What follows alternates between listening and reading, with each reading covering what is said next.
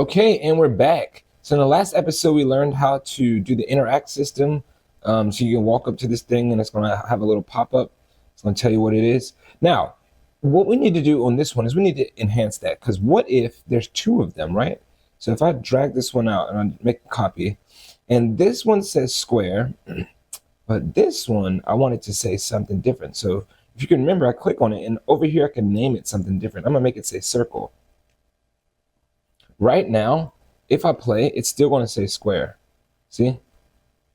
But it's supposed to say circle. So let's make it so that any item is going to say what it's supposed to be. So the way that we'll do that is we need to come into our third person character. So content characters, content third person, blueprint third person character.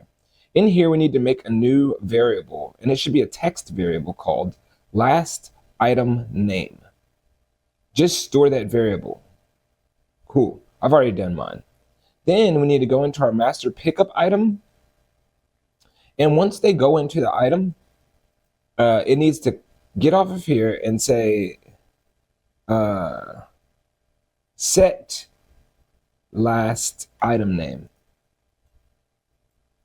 So what you're going to do is set the last item name to the name. So drag the name variable right there and plug it in. So every time they walk into the sphere on the master item, it's going to set the last item name to the name.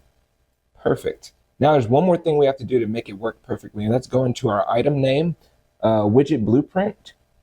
And here we need to change this. Right now it says get all actors of class. Let's not do that. Let's delete all of that. Let's just cast it a third person character. Get player character from the wildcard.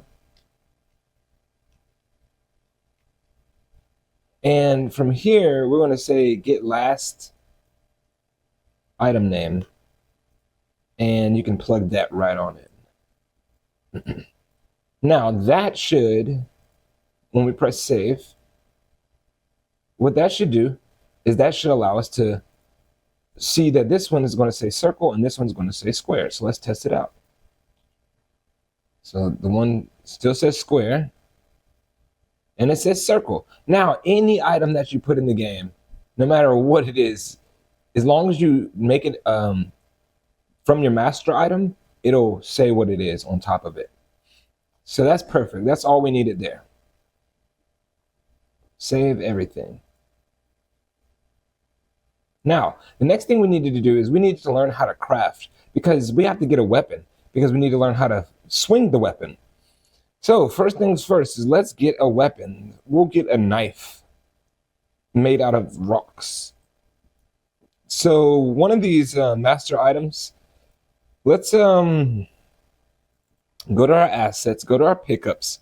From the master item, right click it and say create child blueprint class. And we're going to call this rocks underscore BP. Now open that up and replace this mesh right here, which is this cube, and replace it with a rock. And you should have that if you started with the starter content. To make it smaller, click the scale on, and we're going to scale it down, down, down. So it's like a rock. Now, we're also going to, when we place this rock, for the rock, you can honestly give it the name rock.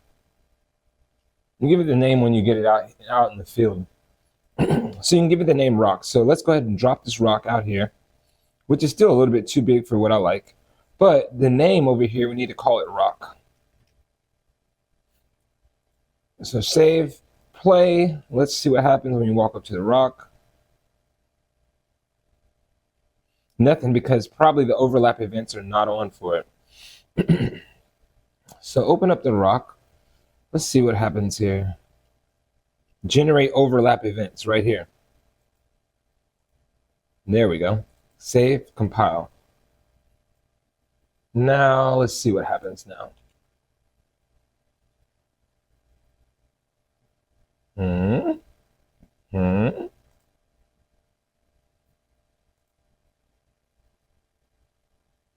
There we go. There's might have been the problem right there. It was hidden inside the rock. So let's try that again. Okay, there it goes. It's so small. All right, but at least it works. All right, so what we need to do is, all I did was move the widget up a little bit here, and we need to make sure that widget is the correct size, because it shrank. The widget did shrink. Let's try draw a desired size, compile and save. Change the scale of the widget to 3.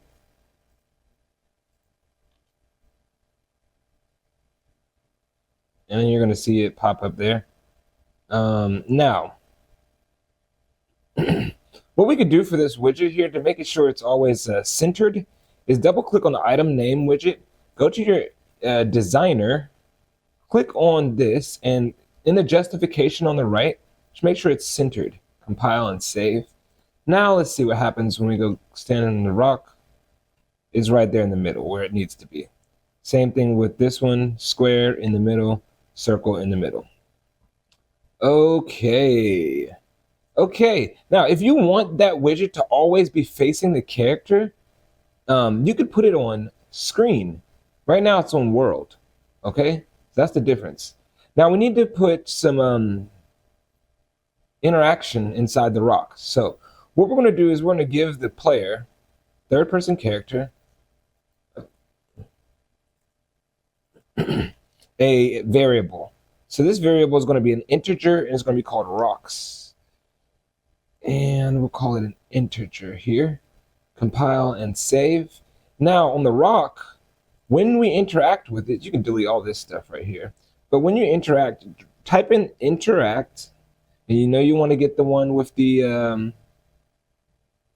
event right here. What happens is we're going to go to the third person character. So cast the third person.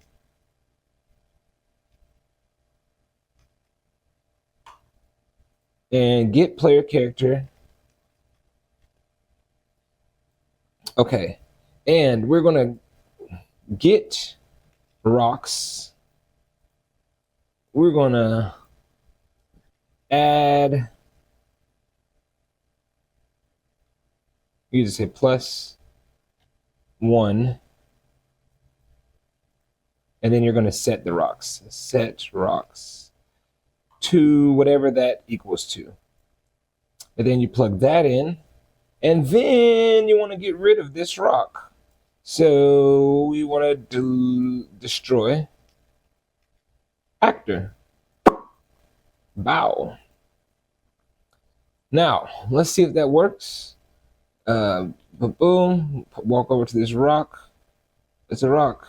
We press E, and now we got the rock. So let's see if we could put a widget on our screen to show that we got the rocks. So here in my third person blueprints folder, I'm going to make another folder, and this one's going to be called HUDs. And here I'm going to put a widget blueprint. So user interface, widget blueprint, user widget. This one will be called items HUD _WB. And we might not use this. We're just using this right now to test some things out. So first thing we need to do is put some text up here. So you could drag in, real talk, the way you're supposed to do this is, let's do it the right way for this one. Drag in the canvas panel first. Then on the canvas panel, we can put some text.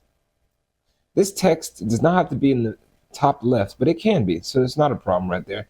Instead of saying text block, let's go up to the content of the text. You have to click on the text, find where it says content over here, and right now ours is blank. It says text block, so we're going to write in rocks and a colon.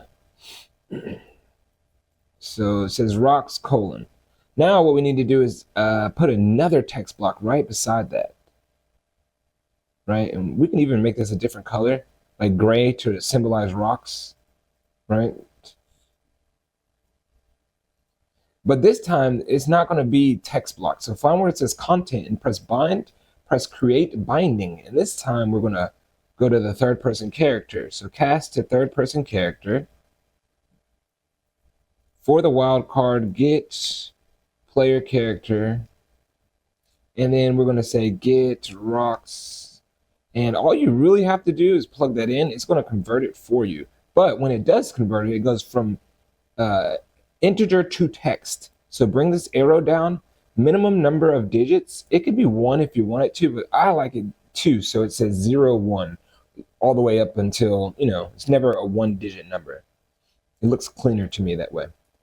Now, in order for this HUD to show up when we first play the game, we have to find the character's begin play. So go to your third person character, go up to the top where it says event begin play.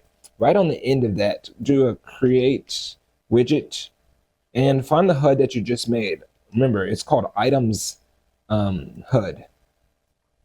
And then after that, add to viewport. Now, what we should see when we press play is that HUD appear on the top left. And when you pick up the rock, okay, cool, you see it there, right? It's blocked out. All right, there it goes. So when we pick up the rock, though, it should count up. So hovering over the rock, pick it up, and now it says 1. Perfect. So all we have to do is get 3 rocks, I think, to make one stone knife. So in the next episode, what we'll do is we're going to get 3 rocks to get 1 stone knife. So that's going to be the beginning of our crafting system. We're not going to go too deep on it, but this one I just wanted to make sure you're able to get the rocks appearing on the screen and able to pick up the rocks, and any object that we put in here, we can give it its own name. So hopefully you learned something, and I'll join y'all in the next one. Peace. Run to the money, on my feet, don't fail. The DA and the judge wanna do their best to jail.